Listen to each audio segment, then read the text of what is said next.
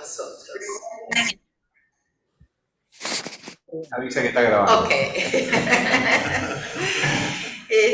Pero no grabó lo más importante, que estábamos muy contentos, felices, orgullosos, honrados de tener a Fernando Butazzoni en nuestra casa de AOPCB hoy. Un poco, Nelson nos va a contar en qué marco hacemos esta actividad hoy. Desde hace algún tiempo, en OPCB, a raíz de la Marcha del Silencio, estamos haciendo actividades, ¿no?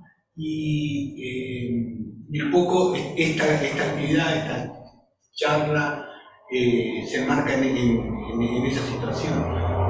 Una pregunta que me surge es por qué una asociación que crea psicólogos, psiquiatras, gente que trabaja en salud mental, hace alguna actividad vinculada con esta marcha.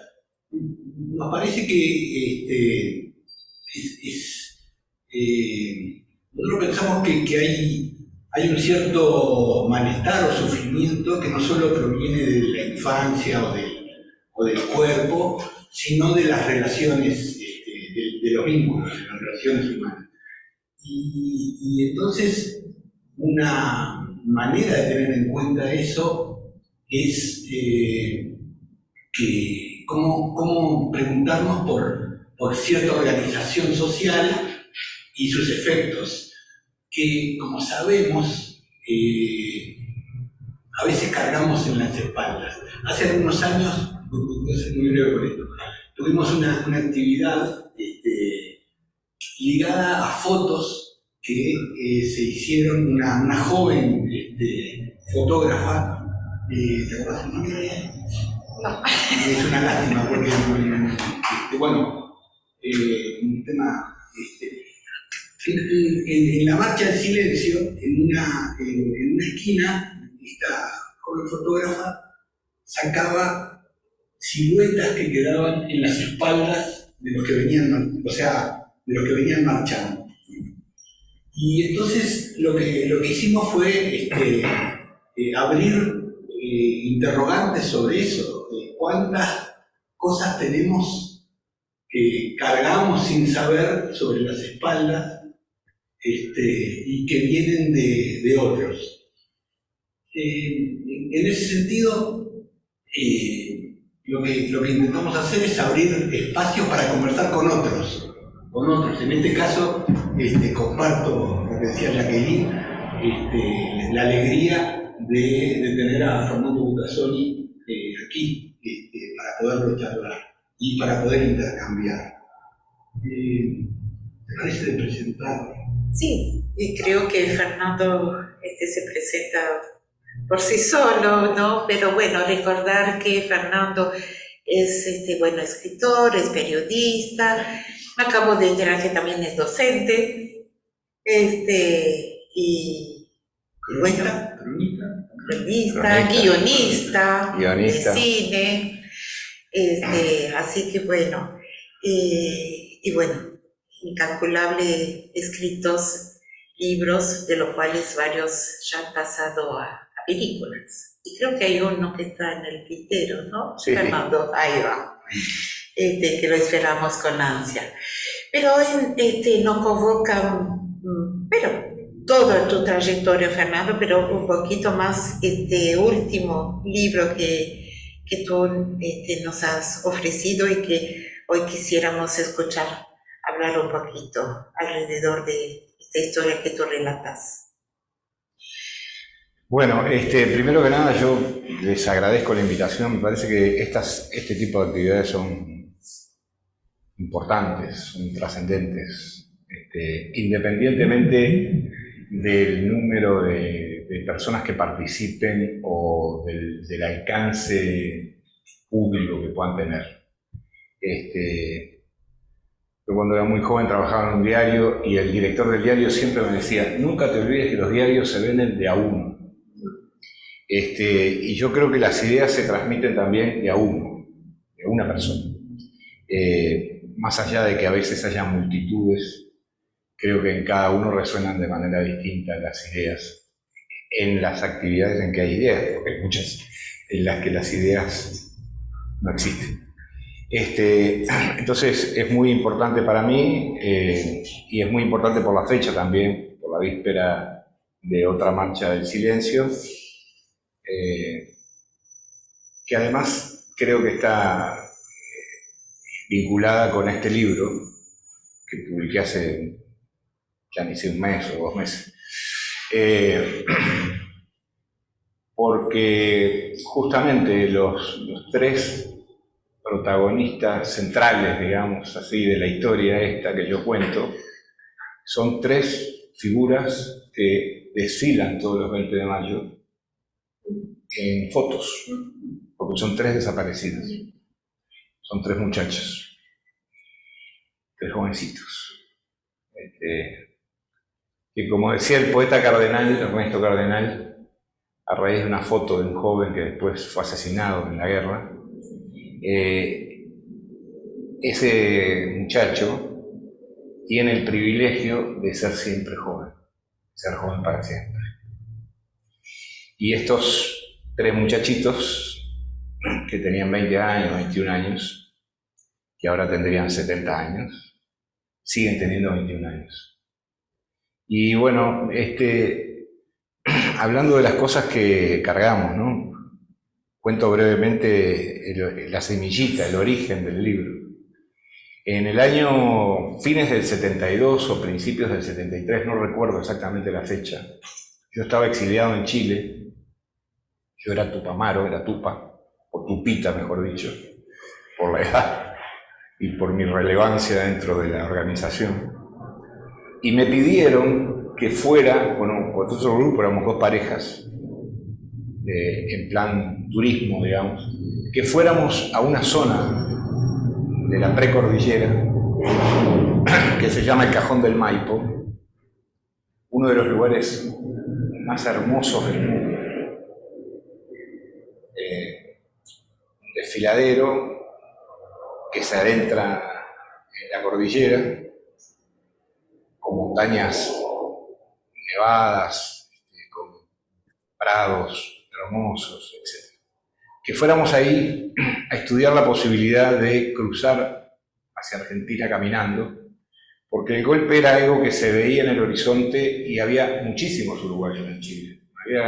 Algunos dicen que 2.000, otros que 3.000, pero había miles. Muchos de ellos no tenían para dónde ir. Muchos de ellos no teníamos ni siquiera documentos más o menos aceptables para poder cruzar una frontera. No teníamos dinero, etc. Es decir, que se pensaba que habría que idear soluciones para que si había un golpe de Estado, poder salvar a la mayor cantidad de gente posible, porque la prédica contra los extranjeros en Chile era feroz por parte de la derecha y de los grandes medios de comunicación, la televisión, el diario El Mercurio, el diario La Tercera, y se sabía que iba a ser una represión muy fuerte contra los extranjeros y contra los militantes de la Unidad Popular en general. Así que fuimos 4, yo tenía en ese entonces 19 años, no había cumplido los 20. Fuimos al Cajón del Maipo, fuimos a un pueblito que se llama San José de Maipo, de ahí nos internamos en la cordillera, estuvimos un día, nos quedamos de noche en la montaña y otro día hasta mediodía y después volvimos. Y llegamos todos a la conclusión absoluta de que era totalmente imposible intentar cruzar la cordillera a pie, por lo menos ahí. Y eso lo transmitimos. Después yo me fui antes del golpe de Chile, y después como al año del golpe me enteré que había 3 de los desaparecidos uruguayos en Chile, había 3 que formaban parte de un grupo que intentó cruzar la cordillera justamente por el Cajón del Maipo.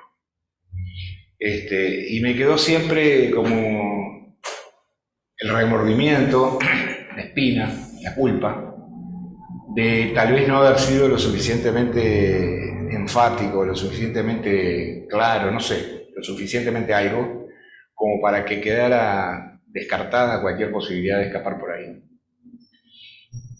Y eso lo tuve presente esporádicamente durante mucho tiempo. Incluso yo viajé a Chile varias veces, fui al Cajón del Maipo, hasta que en el año 2015 yo me entero de que se había concluido el juicio que se le había hecho a un grupo de militares chilenos por estas 3 desapariciones y que habían sido condenados, mínimo, pero habían sido condenados. Y ahí me planteé la necesidad, el impulso de investigar bien cómo había sido eso, de saber en detalle qué había pasado con esos 3 muchachos. Porque yo podía haber sido uno de ellos, y no quería ser. Así que me puse a trabajar, como digo siempre, tirar de la piola. Empecé por contactar a los sobrevivientes de ese grupo, que eran 6, los 3 no desaparecidos, digamos. Después me contacté con otros que estaban conectados con el episodio directamente. Después me conecté con algunas autoridades, no, con algunas personas vinculadas al juicio a los militares en Chile. Me contacté con militares que habían estado en el cuartel, en el regimiento donde desaparecieron estos, donde capturaron y desaparecieron estos jóvenes. Y tenía una masa de información importante que durante un tiempo anduve preguntando a gente, a conocidos, amigos. Nadie tenía idea de la historia esa. Y se acordaban, no, sabían que habían desaparecido varios, pero no sabían dónde. Y me parecía que era muy importante dar a conocer esa historia. Y esa fue la semilla, digamos, una mochila que yo cargaba en la espalda desde que tenía 19 años. Conscientemente, no era algo que yo no sabía que lo tenía. Sí, yo sabía que lo tenía. Pero no había encontrado nunca la manera de, por lo menos, de sacar la mochila y abrirla y ver qué había adentro, ¿no? Y empecé a trabajar en el libro, pensando en un libro. Yo hace ya muchos años que trabajo con hechos y personas reales, a los que convierto a las personas en personajes de los libros, y los hechos los convierto en palabras pensadas por mí, es decir, que son ficción, como toda palabra. Y a partir de ahí empezaron a ramificarse las cosas. Apareció gente que me dio datos, que habló conmigo, que me contó historias. De los 3 sobrevivientes que habían ido a dar al Estadio Nacional tenían su propia historia también, no solo de su brevísima, porque estuvieron 2 o 3 días, estancia en ese regimiento, sino después en el Estadio Nacional, que fue realmente un infierno, ¿no? Para todos, no solo para los uruguayos. Es decir que la historia fue creciendo y se convirtió, bueno, en este libro, que algunos dicen que es una novela, otros dicen que es una crónica, un reportaje. La verdad que a mí no me preocupan mucho las etiquetas. Es un libro, y es un libro porque está encuadernado y tiene tapa, etc.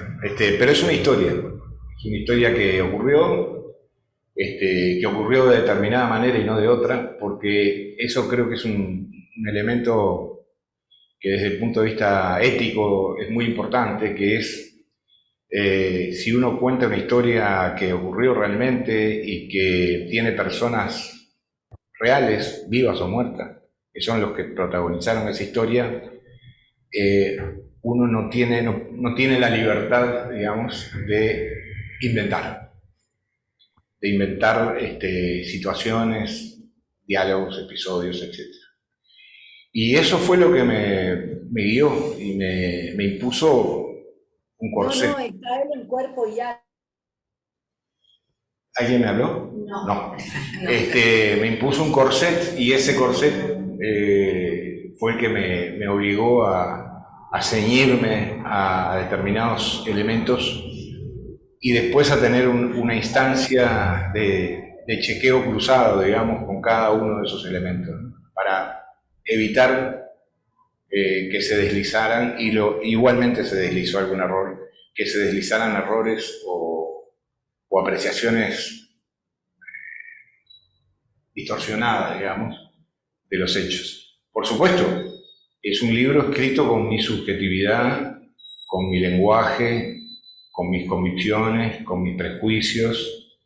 Todo eso está en el libro. No es un producto, digamos, aséptico de una máquina. Es un libro escrito por una persona que conoció un montón de episodios de lo que allí se narra. Y eso es lo que tengo básicamente para contar. A mí me gustaría mucho intercambiar con ustedes comentarios o preguntas, ¿no? Por supuesto. No sé, Sandra, te veo que hay cosas escritas en el chat. Sí, Elena puso que es un honor que esté Butazón en OPCV y lamento no poder estar presencialmente. Por ahora, lo único que... Bueno, un saludo a Elena también. Bueno, un saludo. Ahí está Elena. También lo podemos escuchar, si quieren intervenir, lo hacen tanto por el chat como por... abren el micrófono y hablan simplemente. ¿Sí? Bueno, los escucho. Resonancia. Yo tengo una curiosidad muy puntual. El título. Ah, yo sabía. Sí. Claro,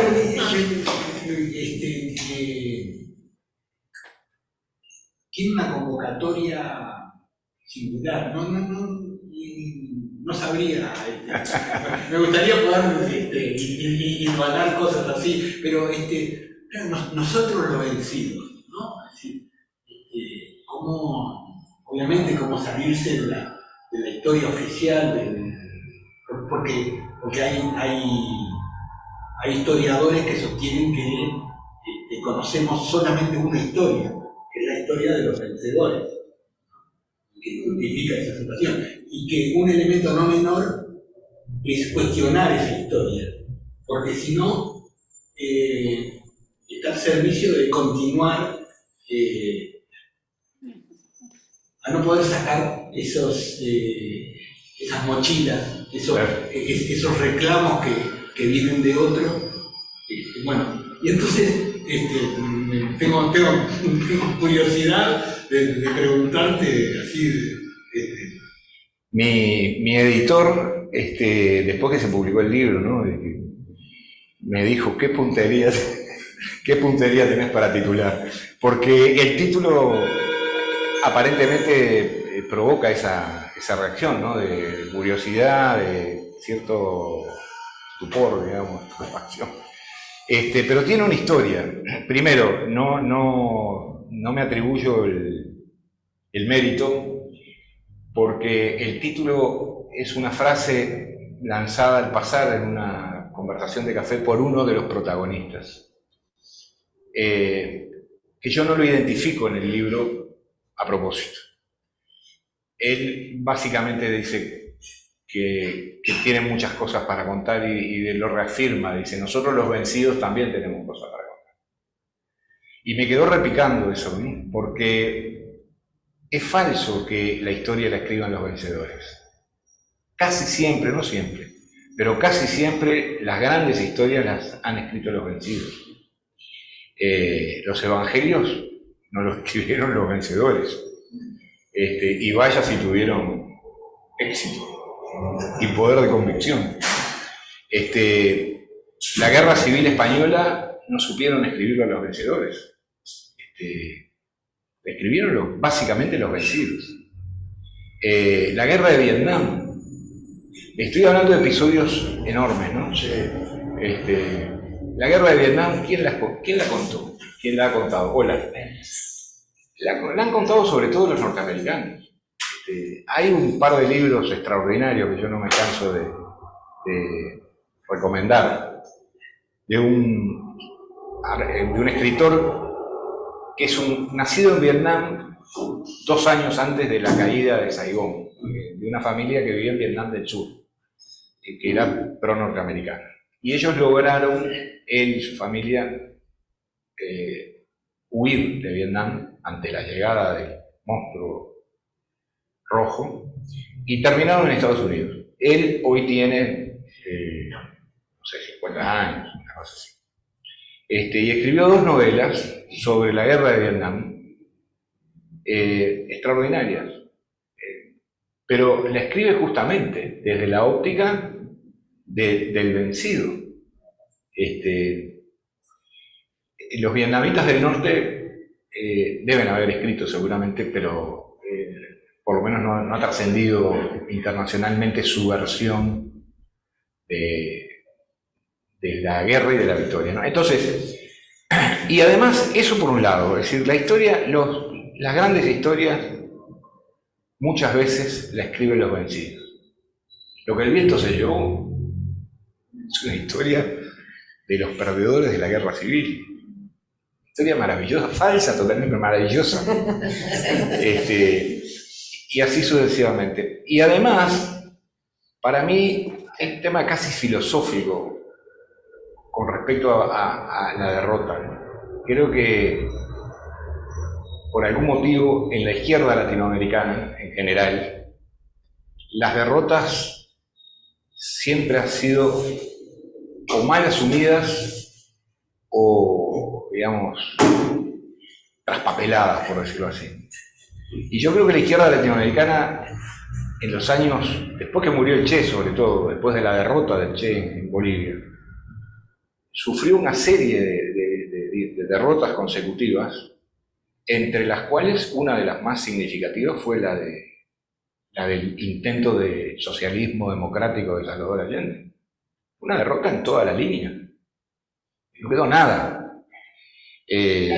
A tal punto que hoy buena parte de los chilenos se sienten de alguna manera pinochetistas y la nueva convención constituyente tiene una mayoría de gente que son pinochetistas. Por lo tanto, no sé qué va a pasar con la nueva constitución. Lo que quiero decir es, para mí era muy importante reivindicar la derrota, reivindicarla, porque cualquier victoria es el resultado de una acumulación de derrotas, pequeñas, medianas y grandes. No hay ninguna victoria importante. Estoy hablando de las sociedades, no estoy hablando de las guerras o de los combates, estoy hablando de las sociedades en general. Cualquier victoria importante es el resultado de una acumulación de derrotas. Entonces, para mí era muy importante reivindicar la derrota con la dignidad que eso tiene, ¿no? Con la dignidad que tiene ser una persona derrotada y seguir adelante. Y esa es la historia del título, Nosotros los Vencidos, ¿no? Que también reconozco tiene una parte retórica, por decirlo así, porque yo, que no aparezco para nada en el libro, me incluyo en el título.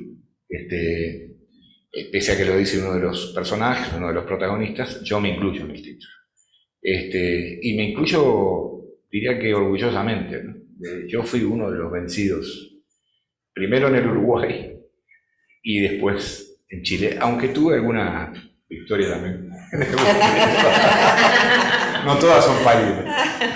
¿Pensás el nombre verdadero de tus 3 botijas en el libro? Sí, todos los nombres que aparecen, excepto uno, el de una de las sobrevivientes,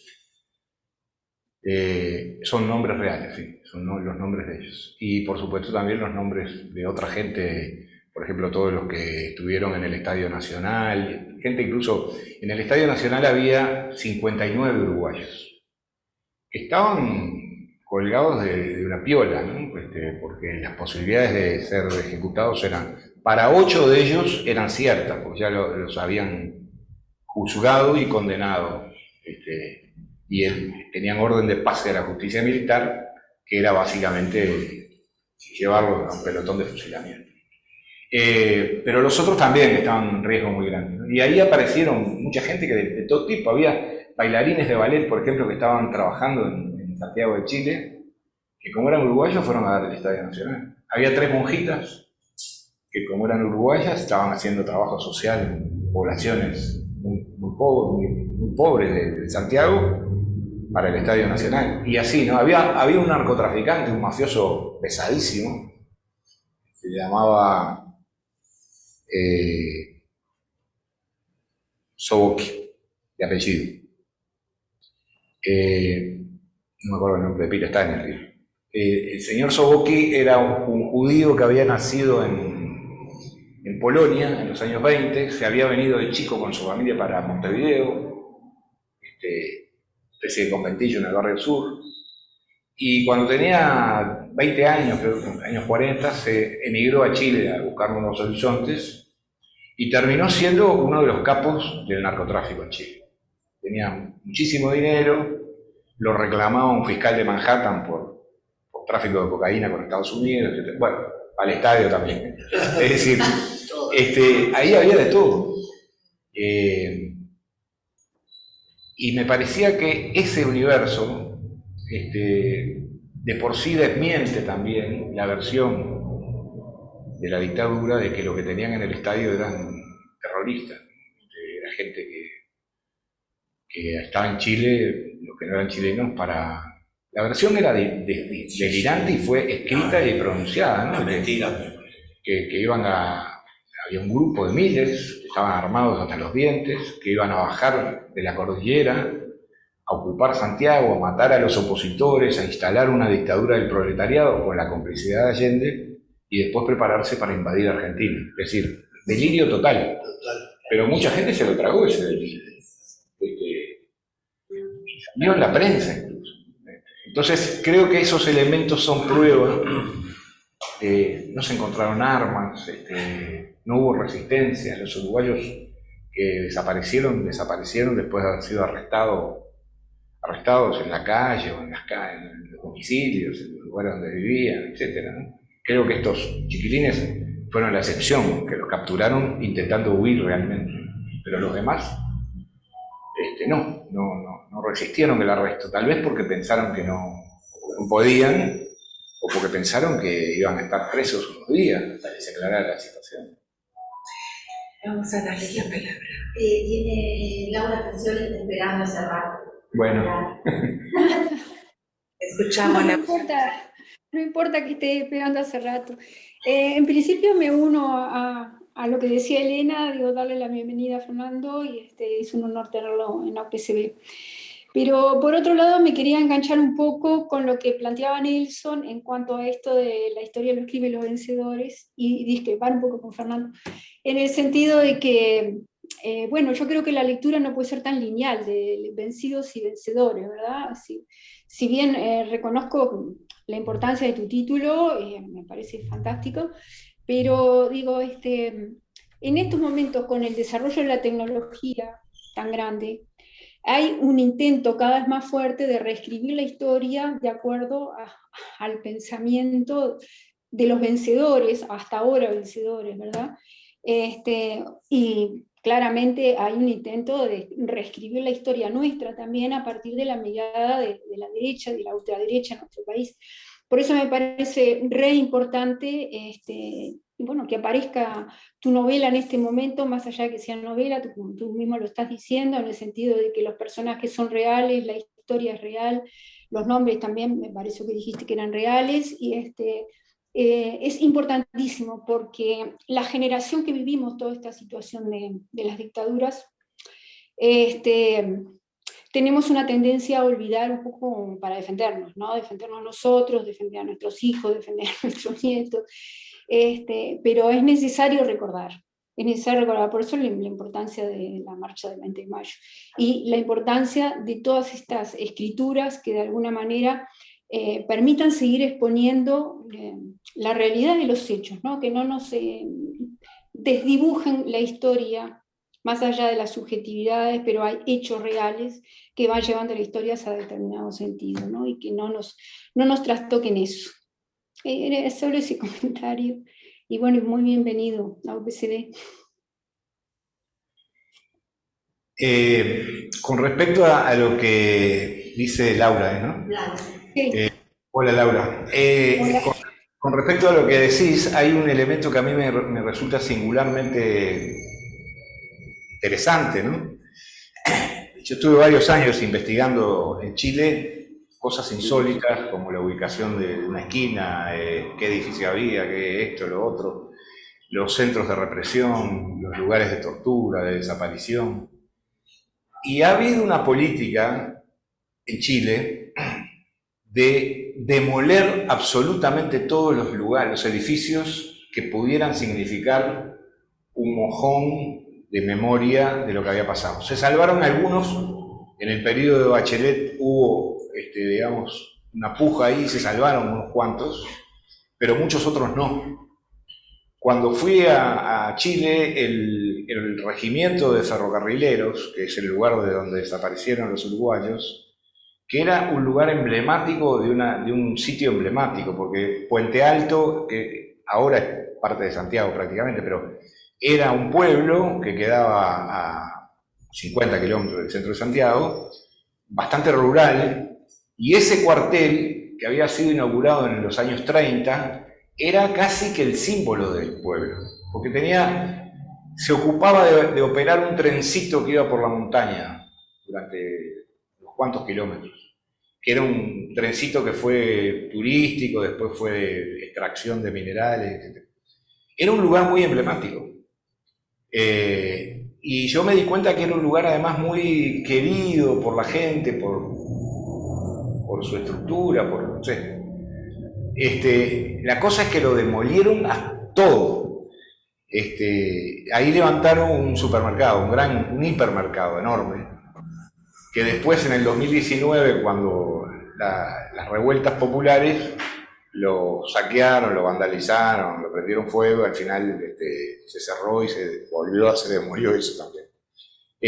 Pero es interesante cómo la puja por la memoria y el olvido se expresa también en la arquitectura, en los lugares físicos, materiales, ¿no?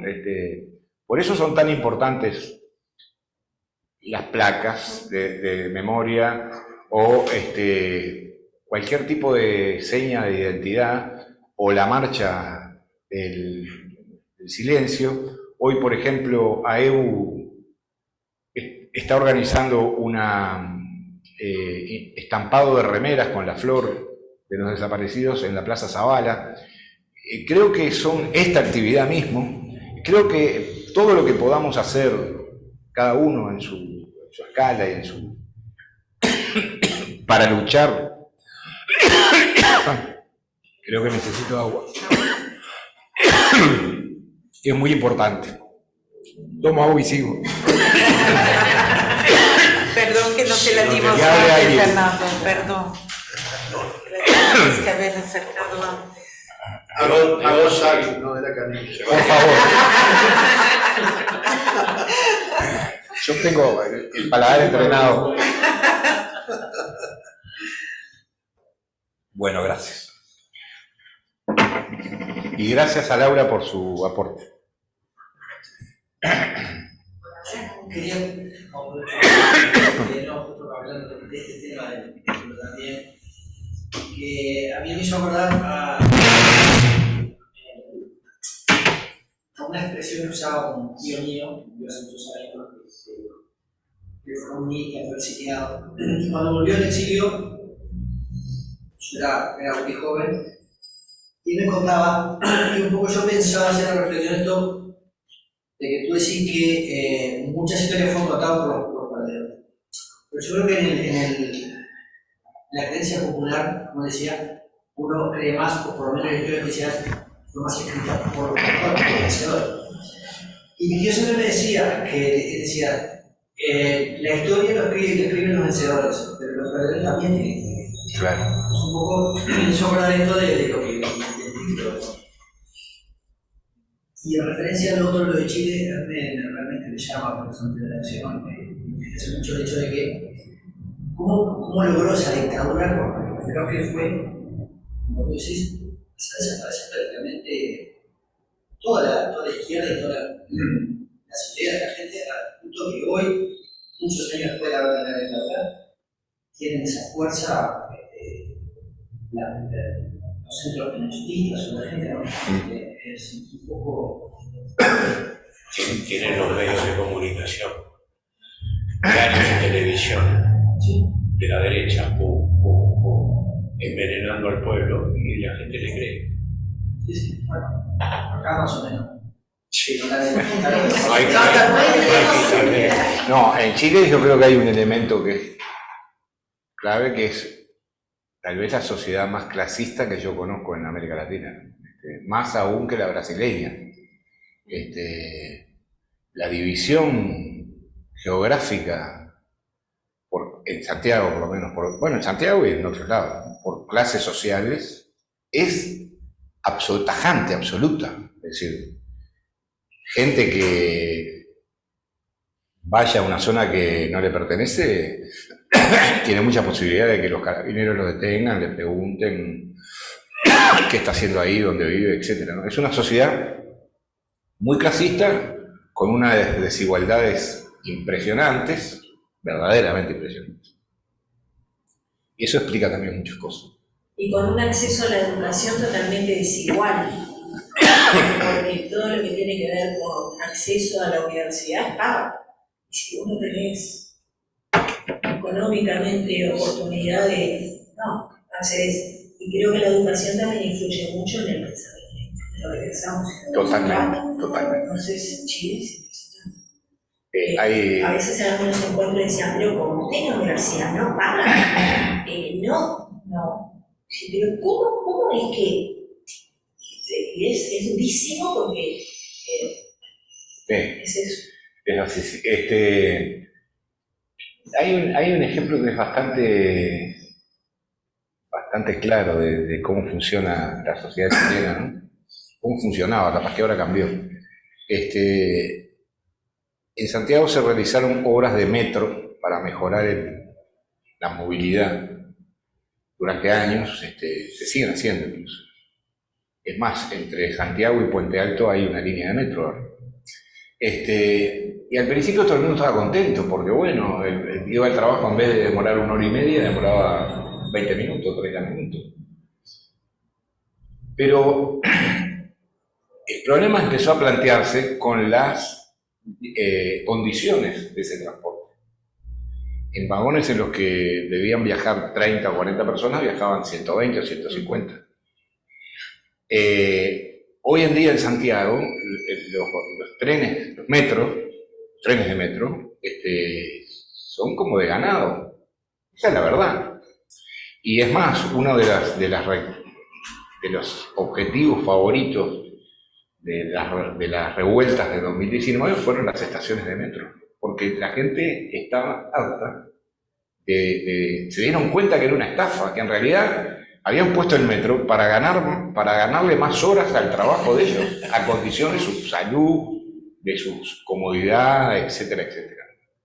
Entonces yo creo que eso refleja muy bien la mentalidad con la que la clase dirigente, la aristocracia chilena ha manejado la sociedad durante décadas, ¿no?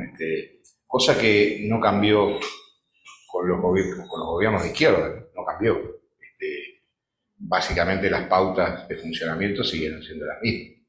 Y eso yo creo que es un elemento que hay que tenerlo en cuenta. Tal vez por eso la Constitución popular, esa que se aprobó y que después se aprobó por la Constituyente, después la bochó la gente, tuvo lo que yo llamo el síndrome del arbolito de Navidad, ¿no? Es decir, tenían el arbolito, que era una nueva Constitución, cada uno le empezó a colgar sus chirimbolos y al final aquello se convirtió en una gran masa de chirimbolos de muy diverso color, de aspecto, tamaño e importancia. Y creo que eso fue lo que la gente terminó de definirla para no votar esa Constitución. Una Constitución que era, yo no sé si alguno de ustedes la leyó, el proyecto era delirante, ¿no? En algunos aspectos era delirante, con reivindicaciones que son totalmente justas, pero no son constitucionales, no pueden tener rango constitucional. Claro, quisieron ponerlo como rango constitucional para salvarse de que viene otro gobierno y les cambiara el mambo, ¿no?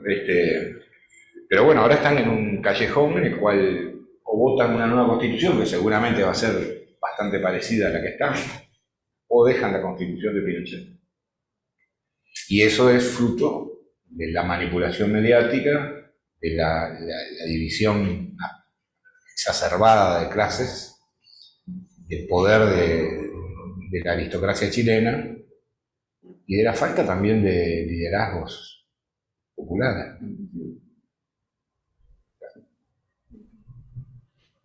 Yo creo incluso que, perdón, me metí así, digo, que nosotros, si bien no estamos en esa situación extrema, estamos yendo hacia ahí. Y una de las cosas básicas es, alguna compañera lo dijo por ahí, pero no pude darme cuenta quién era, está el tema de la reforma educativa, que yo creo que todavía no hemos tomado conciencia de lo que eso significa justamente para la construcción de una sociedad de otra manera. Esta reforma es tan retrógrada, tan para atrás desde todo punto de vista, y tan deformadora de la cabeza de los niños y los adolescentes, que yo no entiendo cómo no se toma como un elemento central de discusión sobre, bueno, yo soy, no, en este momento no, ya jubilada, pero docente de la universidad y estaba acostumbrada a otra cosa, no a esto que se está proponiendo en la reforma educativa, que tiene todas las características de la desmemoria también, ¿no? Como de la tergiversación de la historia y la desmemoria.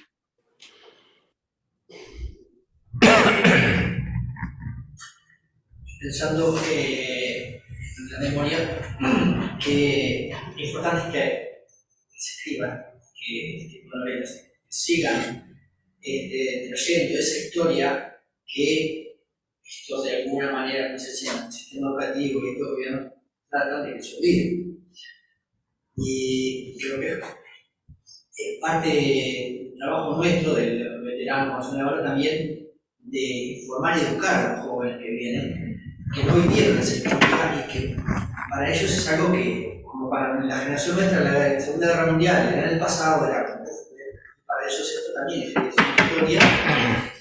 En realidad nosotros vivimos el muy reciente, y el hecho de que la gente se olvide también es la causa que después vuelvan a aparecer los gobiernos que parecen y que pasen estas cosas que pasan. Estas transformaciones que de alguna manera son nefastas para la educación y todo lo que viene hacia adelante, ¿no? Todo el aporte que venga para que se pueda mantener informada y no permitir que se olvide, creo que es muy importante. Sí, yo creo que, en mi opinión, ¿no? Estamos viviendo un proceso de derechización de las instituciones que se va a reflejar en la cultura política de la población, sin duda, ¿no? Menos, más tarde, más temprano. Y creo que con eso hay que combatirlo, digamos. Como dijo el Papa Francisco, hay que hacer lío. Hay que hacer lío. Yo creo que es por medios pacíficos, etcétera, pero hay que hacer todo el lío posible. Hay que ser tábanos. Y sí, creo que la memoria es un elemento central. Hay periodos en los que parece que eso retrocede, se aplaca, pero vuelve a surgir. El caso de la sociedad española es muy interesante porque la guerra civil terminó en 1939 y ahora mismo están cavando fosas para retirar fusilados de la guerra civil, en una ley que ha sido vilipendiada por toda la derecha, calificada de una ley que divide a la sociedad, que enfrenta de nuevo a los hermanos, etcétera, etcétera, etcétera. Cuando en realidad se trata de algo tan elemental como devolverle a esos sepultados en fosas comunes la dignidad de su nombre, de su cuerpo, de sus restos y a su familia, ¿no? Franco hizo cosas terribles que se conocen recién ahora, ¿no? Por ejemplo, en el Valle de los Caídos él sepultó en fosas comunes, amontonados, a combatientes de los dos bandos. Con lo cual, después de tanto tiempo, bueno, es desagradable decirlo, pero esos cadáveres se terminaron convirtiendo en un amasijo indiscernible y sin ninguna posibilidad de reconocimiento o de separación siquiera, ¿no? Tal vez sea metafórico eso. Pero sí, creo que la escritura, la literatura, el periodismo es una herramienta entre muchas, ¿no? Creo que la docencia es fundamental, creo que la música es fundamental. Todas las disciplinas artísticas, Claro. Creo que es una manera de comunicar de otra manera. Claro. Lo que te dicen que no recuerdas, porque yo pensando en lo que decía Santiago, viendo, pero eso ya pasó, el mismo discurso siempre, no, eso, ¿para qué revolver? Hay que mirar para adelante, dejen eso. Yo también soy docente jubilada y bueno, hablar con niños saliendo de la escuela es difícil porque tenés que hablar con los padres primero, con las familias, es muy difícil que puedas poner en palabras que no sean, porque muchos son militares de cuarteles, de raza, ¿no? Claro. Pero que obedecen órdenes, entonces es muy difícil. Sí, sin embargo hay algo que llama la atención, ¿no? Porque nos vemos preocupados por la transmisión a los jóvenes, ¿no? De este pasado reciente. Participan de la Marcha del Silencio desde muchísimos años, y no sé si es una impresión, pero creo que no, porque lo he compartido con mucha gente.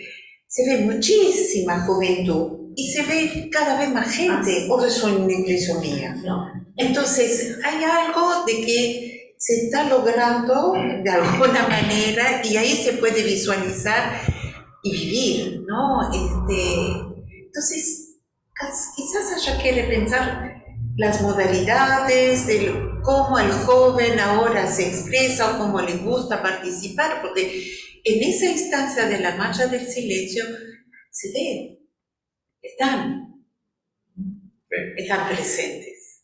Pero tal vez, no sé si jóvenes con determinadas características. No sé si obviamente. Eso estoy convencida que sí. Hayan tenido información o tengan la inquietud de buscar información. Está bien, a lo que voy es que ese número yo lo veo crecer. Sí. Entonces, bueno, eso me da un poco de Pero desde el inicio a la fecha, obviamente que ha crecido, eso ni que hablar, porque yo me acuerdo que las primeras marchas sabíamos exactamente quiénes eran los que iban adelante, quiénes estaban atrás mío, sabíamos todos. Entonces yo creo que yo cuento y me hizo, ¿no? Porque ahora a mí me encanta porque me pierdo, no conozco a los de alrededor. Es una masa. Es una... Ahora, como decía Fernando, la memoria ahí. El tema es que no es solo la cantidad, ¿no? Perdón que interrumpa otra vez. Porque no es solo la cantidad, el crecimiento, que estoy de acuerdo contigo, Jacqueline, ha crecido cantidad y los jóvenes participan. El tema es también la distorsión de la subjetividad que están haciendo de los jóvenes. Ahí, Fernando, tú hablaste de la música, es uno de los temas que a mí más me preocupa. Digo, porque uno va a la escuela pública, tengo nietos en la escuela pública, y les están poniendo un tipo de música que no tiene nada que ver ni con nosotros, ni con nuestra identidad.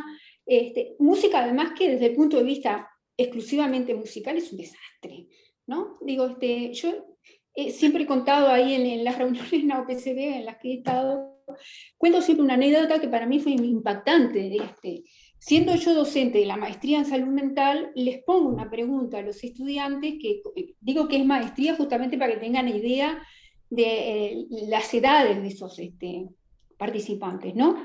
Les puse una pregunta de cuál sería el impacto en la subjetividad de la población de dos videos con distintos tipos de música.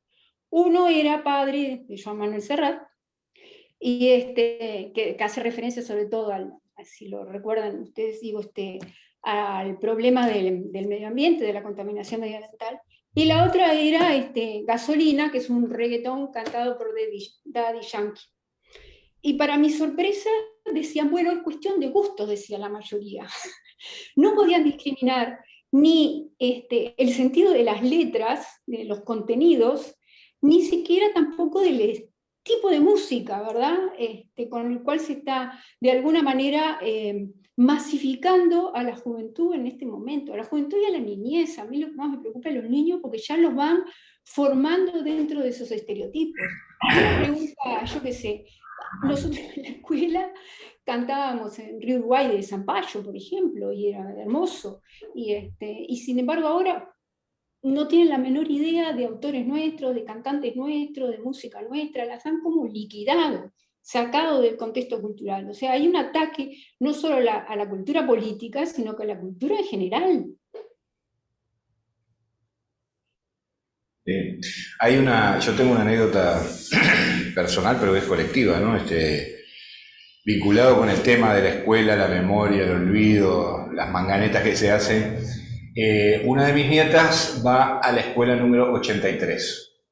Entonces, yo veía siempre carné o comunicados, escuela número 83, escuela número 83, era una cosa. Un día le agarré a la directora y digo, ¿esta escuela no tiene nombre? Sí. ¿Cómo se llama? Martín Recaredo Echegoyen. Martín Recaredo Echegoyen fue un político blanco que terminó siendo miembro del Consejo de Estado de la dictadura y un ferviente defensor de la dictadura. Entonces, lo que se hizo durante muchos años fue simplemente no ponerlo en los carteles. Después surgió, a partir de ahí, surgió una iniciativa de un grupo de padres y madres de alumnos de cambiarle el nombre a la escuela. Se hicieron asambleas, se votó un nombre, se envió a primaria y nadie ha dicho nada, está todo medio quieto, ¿no?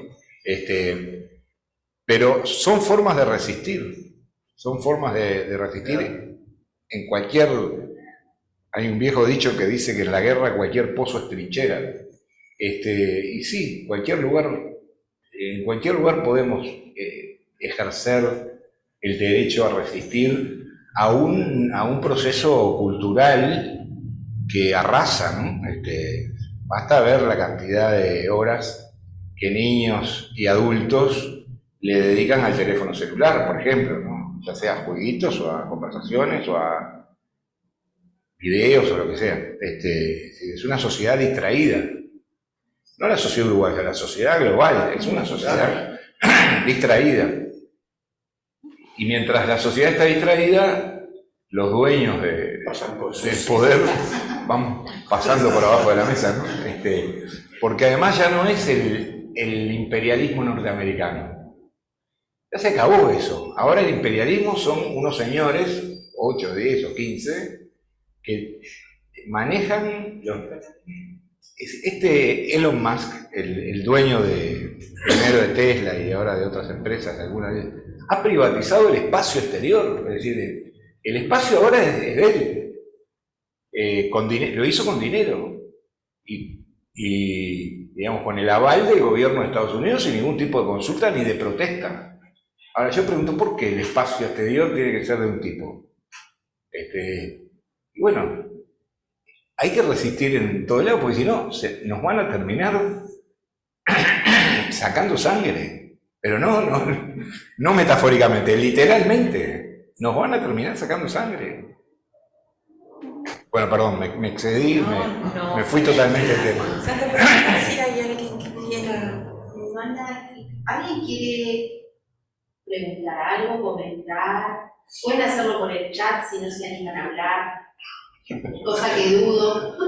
No, volviendo al libro, Sí. Lo que muestra, yo ya hace 2 o 3 meses que lo leí, pero lo que muestra la crueldad, el golpe, es que los 3 muertos son totalmente azarosos.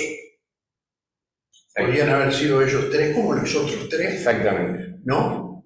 Porque no hay un justificativo específico de un peligro, ni nada en particular. Había canilla libre, ¿no? Sí, por decirlo así. sí, claro. Es más, Claro. Canilla libre quiere decir Se podían matar. rienda suelta. Podían matar. Me extraña que no conozcas el Castillo fácil. No, sí, pero referido a... Canilla libre para matar. Castillo fácil. Sí, sí. Es decir, mucha gente murió porque sí. Sí, Gente ¿sabe por que, Sí, sabe Sí, por ¿sabe? qué. Estar en el mal lugar en el mal momento. Exactamente. Claro, en este caso de estos tres muchachos. Sí, exactamente. Bueno, es, como ustedes comprenderán, es uno de los grandes, de las grandes mochilas que cargan los sobrevivientes, Claro, los tres sobrevivientes. claro. Uno de ellos, cada vez que lo veo, me dice, ¿por qué yo no? ¿Por qué él sí, yo no? Porque él sí. Fue una crueldad, yo creo, muy planificada, es decir, destinada a eliminar de entrada cualquier idea de resistir, ¿no? Es decir, hasta el propio bombardeo del Palacio de la Moneda fue totalmente innecesario y excesivo. Desproporcionado totalmente. Y después a Henry Kissinger le dieron el Premio Nobel de la Paz. De la paz. Exactamente. Sí. Vive todavía, vive y lucha, lamentablemente. Vive. Acaba de publicar un libro sobre... Capaz que lo inventamos. Es políglota, así que pueden inventar. Voy a leer Laura Puch, que dice que se tiene que retirar, que felicita por la actividad y que está muy rico para seguir pensando. Gracias, Laura. Muchas gracias. Yo quería comentar, cuando hoy hablaba de la derechización, ¿De? de la derechización Sí, sí. y de los jóvenes, porque hoy en la mañana tuve consulta con un adolescente de 15 y estuvimos hablando porque iba al Miranda, estaba ocupado, y entonces me decía, sí, vinieron las fuerzas de choque, pero como que yo te dijese, vinieron los osos Mumi, lo mismo. Sí. Digo, ¿no te parece como excesivo? Bueno, no sé. La directora nos defendió, fue lo único que dijo. ¿La directora? Nos defendió y dijo que no nos tenían que desalojar. Yo dije, bueno, pero ¿y qué reclamaban? ¿Por qué estaban ocupando? No sé.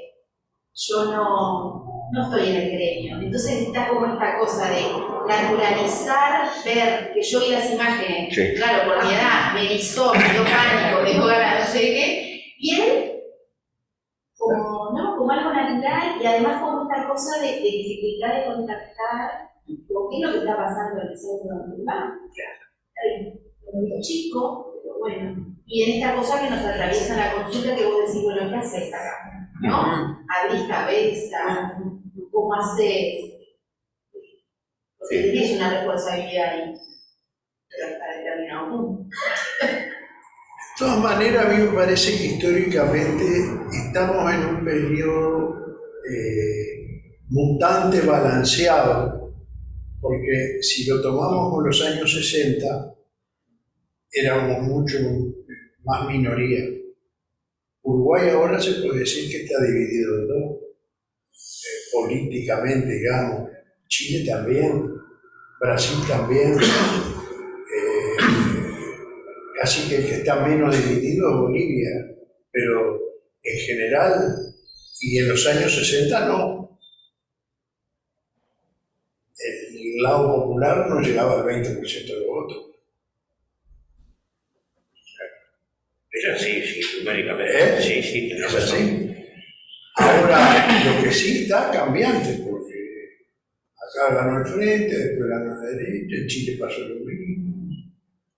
Se ve que hay y la fuerza de la comunicación internacional que tú decías, eso puede hacer cambiar radicalmente los pensamientos, porque cuánto tiempo de penetración tiene toda esa información del celular en una familia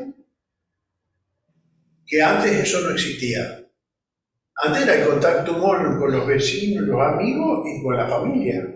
Sí, Pero hoy la penetración del celular, más todos los canales, más todos los medios de comunicación que hay, no sabemos para dónde va. Además yo creo que hay un elemento que está presente en varios países, ¿no? Que es que hay un pequeño porcentaje de la población, muy pequeño, el 2% o el 3% de los votantes, que oscilan, como en todos lados, ¿no? Sí, sí. Lo que pasa es que al ser tan Parejo. equilibrado lo otro, Sí. ese 2 o 3% que oscila, Es fundamental. depende de qué lado del péndulo lo agarre, dónde va a caer el voto.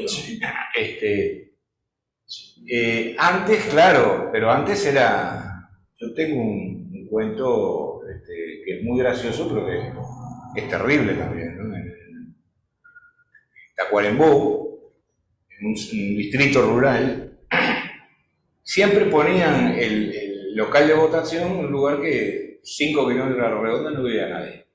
¿Para qué? Para que los peones de las estancias tuvieran que conseguir quien los llevara. Y en general era el dueño de la estancia que lo llevaba. Pues allá cae un señor que ya estaba viejito, ya no trabajaba en la estancia, pero vivía ahí, ciego, negro, con el dueño de la estancia. Creo que se llamaba el dueño de la estancia Saturnino, no me acuerdo el apellido. Y Saturnino le pide al jefe, al presidente de mesa, que obviamente Saturnino era el capo máximo de la zona, le pide respetuosamente si puede entrar con el ciego para que vote, porque el ciego no es. Sí, claro, don Saturnino. Y allá van el ciego y el estanciero, se meten en el cuarto secreto, votan, salen, se los sube a la camioneta y se los lleva de vuelta para su casa que estaba dentro de la estancia. Y allá como a los 15 minutos, parece que iba él y otro, ¿no? Otro peón, que no era ciego ni era bobo. Y allá, como a los 15 kilómetros, el viejo ciego dice: discúlpeme, don Saturnino, es un atrevimiento, pero ¿le puedo preguntar por quién voté? Y el estanciero le contesta: ¿vos no sabés que el voto es secreto? Está genial. Pero eso refleja, Sí. por decirlo en palabras de Gerardo Quetana, los límites de la democracia. Pero es una masa de gente muy pequeña, es un conglomerado de 30, 40 mil votos que van para aquí, van para allá. Pero definen las elecciones. Y sí, claro. Y bueno, pero por eso es 51%, estamos ahí 51, Claro. Bueno, yo no sé si alguien tiene algo más para comentar o para decir. Sí. ¿Alguien quiere comentar algo? Yo soy nacido en Tarariras. Y ayer me sorprendí, miro un diario de Tarariras todos los días por internet. Es una ventaja también que hay, ¿no? Claro. Y hay una marcha por los desaparecidos mañana en Tarariras. No, hasta hoy yo no sabía que hubiera habido, probablemente haya habido otra, ¿no? Pero bueno, primera vez que... En muchos lugares del interior, sí. Bueno, cosas que van en el sentido de lo que yo decía, Sí. que esto agresivo, es decir, que Nunca lo había visto. da un poco de esperanza en cuanto que algo de recuperar la memoria y de mantenerla viva en esos temas. La memoria de como la marea, a veces se retira. Y a veces Sí, pasa como padeció en España. Sí. Hubo años y años de más o menos silencio y después una cantidad de... Porque hubo quien alguien llevó la Claro, propuesta. claro. pegó en el yunque, ¿no? Hubo Sí, quienes claro. pegaron en el yunque, una vez y otra vez y otra vez y otra vez. Bueno, Bien. muchas gracias a todos. Gracias. No, gracias a ti por Pasé muy lindo. estar. Gracias. Bueno, y Gracias a compren el libro. ¿Cómo? ¿Ya no lo compraron? Bueno, gracias Fernando y gracias a los que nos acompañaron. Gracias. Gracias. Allá en Piriápolis llegó enseguida. Gracias. Allá en Piriápolis llegó enseguida. Vino, está muy bien. Sí. Sí, ¿no?